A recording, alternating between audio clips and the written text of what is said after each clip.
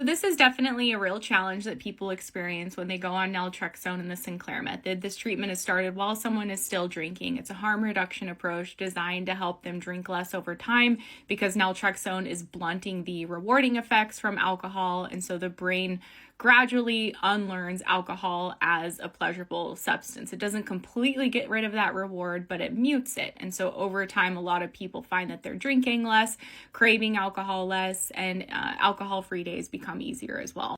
But this person is speaking to a challenge that some people have with the treatment, where if they're going on the protocol, but they're not quite ready to change their relationship with alcohol and change their identity. For example, if they no longer want to be somebody who gets drunk anymore. They want to be somebody who can have one or two drinks and call it a day. They want to be a normal drinker.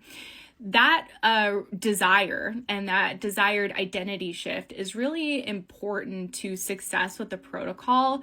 If someone goes on this treatment and exclusively relies on the medication to do all of the work, it's probably not going to work for them, especially if they are still wanting to numb out and get drunk, for example. Now, this treatment meets you where you're at, so people often start the treatment wanting to still get drunk, but over time, as the brain heals, as they're changing habits and behaviors, they can gradually change their relationship with alcohol and gradually start to embody the identity of a normal drinker. But if someone isn't totally ready to make this change, what happens is they'll take the medication correctly, but they'll do what we call, which is drinking through the naltrexone, where the naltrexone is kind of doing its job to blunt the rewarding effects of alcohol, but we're looking to get drunk or to get the buzz. And so we will just try to drink more to get that effect. This is more the minority of people. The majority of people I work with on this treatment are really motivated and they're ready to make the change. And just remember, this is a long-term treatment. It's not an overnight fix. So there's plenty of room for grace and mistakes. And I drank way too much on the medication many times. It's a really common experience that we have because we're learning to become a normal drinker.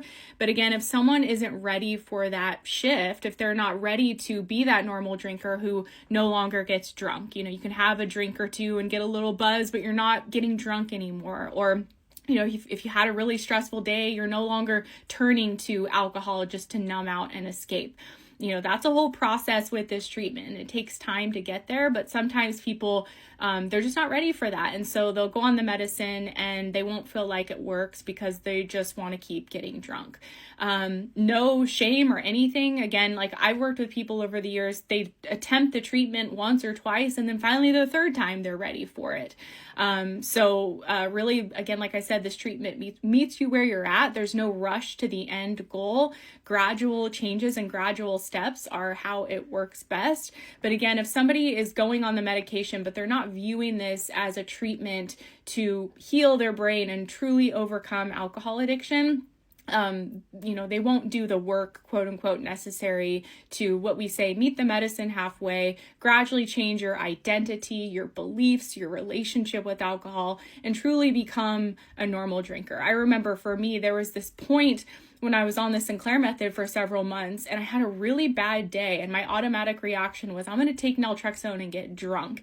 And it just kind of hit me like, if I really want to be a normal drinker doesn't turn to alcohol on every crappy day. Maybe they have wine with dinner or wine at a wedding or a couple times a week, but they're not getting drunk and they're not using alcohol to numb out and cope. They probably have a lot of other healthy coping skills that they lean on during a difficult day. And I just remember I was at this crux in the road on my own journey where my automatic behavior for 10 years was to run to alcohol and to numb out and get drunk. And I'd been doing that on the Sinclair Method for several months, but it just hit me that if I really want to break free from this alcohol use disorder and truly become a normal drinker, I have to learn other ways to cope. I have to practice other coping skills. I can't keep doing what I've been doing and keep turning to alcohol. And the mantra that I used a lot was, the only way out is through. And this helped me kind of adapt the mindset that if I really want to be a normal drinker, I've got to practice becoming a normal drinker. I've got to practice other coping skills. I've got to break the habit of leaning on alcohol.